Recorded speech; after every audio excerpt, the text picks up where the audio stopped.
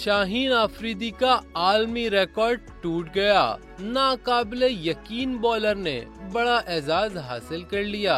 Amman के fast bowler Bilal Khan ने one day cricket में शाहीन आफरीदी का आलमी रिकॉर्ड तोड़ दिया। अम्मान के फास्ट बॉलर बिलाल ने कौमी टीम के फास्ट बॉलर शाहीन आफरीदी का वनडे क्रिकेट में तेज तरीन 100 विकेटें हासिल करने का रिकॉर्ड तोड़ा है। बिलाल खान ने ये एजाज ओमान और नामीबिया के दरमियान ICC men's cricket world cup league 2 के मैच में हासिल किया। फास्ट बॉलर ने नामीबिया के खिलाफ 10 ओवर्स में 50 रन देकर 3 विकेटें हासिल की, जिसके बाद उनकी 49 वनडे मैचेस में 101 विकेटें हो गई हैं। वाज़ेह रहे कि शाहीन शाह आफरीदी ने 2023 के वर्ल्ड कप में बांग्लादेश के खिलाफ अपने 51वें वनडे मैच में 100 विकेटें मुकम्मल की थीं।